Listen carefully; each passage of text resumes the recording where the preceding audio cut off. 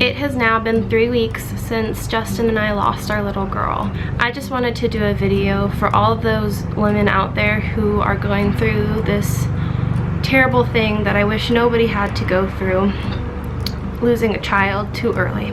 Whether that's via miscarriage, stillbirth like I had, later on late-term stillbirths, or even a child who doesn't make it if they come preterm. Losing a child is the worst thing that can happen to a woman, I think. I thought that infertility was one of the worst things because I went through that too. And I guess that's what makes losing Brynn so hard, is how long we tried to have her. But I had thought that infertility was the hardest thing that I was ever going to have to go through. I had no idea what else was in store. I just wanted to do a video for all you moms out there and let you know that you are going to get through this. I'm 3 weeks out from losing her, and the first week I guess I was just kind of numb. I had so much on my plate to take care of that it was easy to ignore what was happening. We had to plan her funeral. We had to write our words that we were going to share at her service. We had to decide where we wanted her buried, what we wanted her tombstone to say. I got sick with an infection twice, and I was in the hospital for about 2 weeks total. It felt like in and out, in and out. And there was so much going on that I felt numb. I didn't cope the first week at all, I think. The second week was very similar, where I had still been in the hospital a lot, but I was just finally starting to realize what was happening. I guess yesterday morning was my first, oh my god, like, this happened. And I think that's because I decided to go into her nursery, because eventually I'm gonna have to go in there and not get rid of anything, but clean it up. It was kind of all over the place, the things we bought for her. And that has been really hard, but I've been avoiding it. But yesterday morning I went in there, and I think that that's what finally struck me, is I don't have to do this anymore. I don't have to clean the nursery. I don't have to paint, you know? We had all these plans this week that we were gonna paint and we were gonna set things up, and it hit me yesterday morning, I guess, that wasn't gonna happen anymore. What makes it harder for our situation, I suppose, is that Justin is gone again for 2.5 weeks again, right after this has happened. And that makes it hard for me and him, because it's easier to cope when we have each other to hold on to and cry with. I love sitting with other people and letting other people let me cry it out, but there's something about having your husband there who knows the exact pain that you're feeling and isn't just feeling with you, you know? My encouragement would be to just spend as much time with your husband as you can, and I wish he was here more than anything. So if yours is home, don't distance yourselves from each other. It makes it harder. It should pull you guys together more than anything. Don't let losing your child tear you guys apart. Justin and I were not in a good place for a few months before this happened, and luckily about a month or a month and a half, 2 months before, we got a lot closer and we started connecting and we formed a deeper relationship in our marriage, and that bond held us together, I think, through this. If those things hadn't been as tight as they were, this would have been a lot harder. So focusing on your marriage and holding on to your spouse during this time is so important.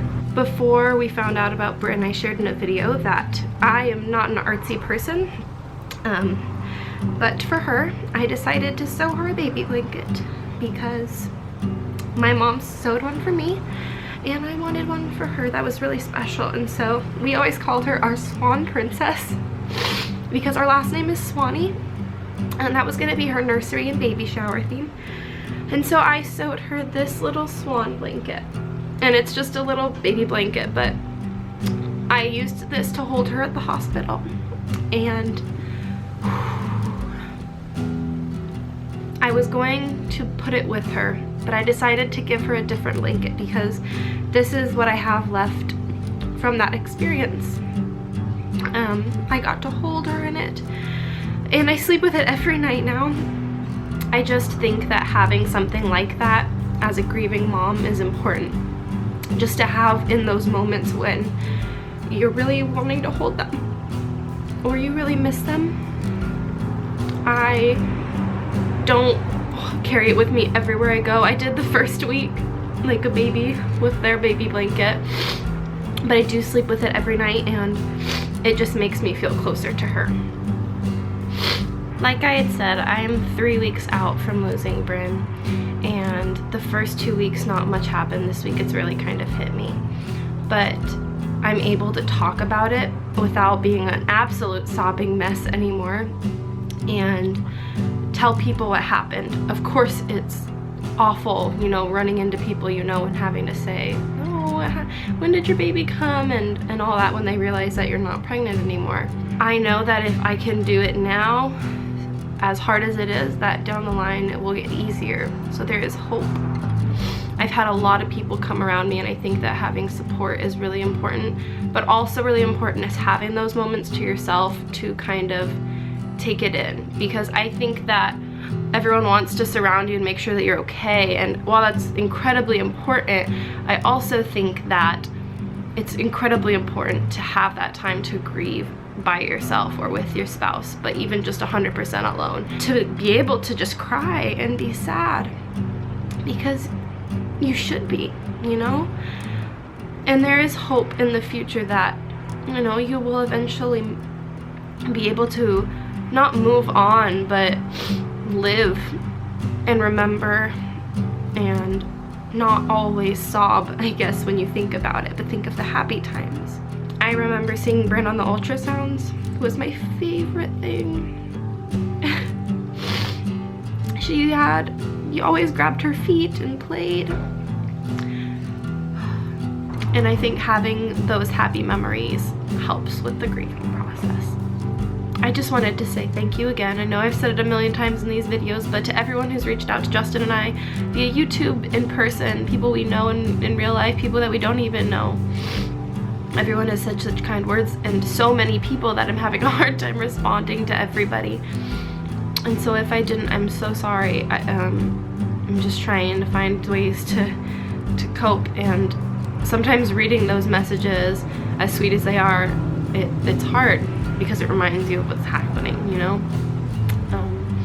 But we love you guys, and we're so excited. Justin will be coming home soon, and we have some fun videos planned to do on our vlog channel, because as much as we miss Brynn, we know that she would not have wanted us to stop living our lives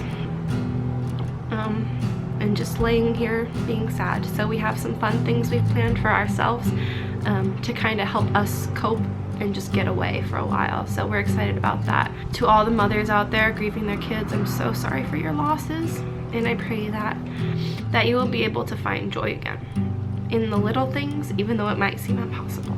One thing we did for our little girl was we both got tattoos with her name on our arm. Mine says Brynn Caroline Swannie, that was her name, and then I got her handprint, her actual handprint from the hospital. Justin got her name and her footprint so that we could match on his arm. And I think that that is a really great memento, and if we have future kids, then I'll be able to tell them what that was for. Their big sister watching over them. We love you guys so much, and I pray that anyone who's out there grieving is able to process and get through this. It's not easy, and it's really not for the faint-hearted. We love you guys. We'll see you soon.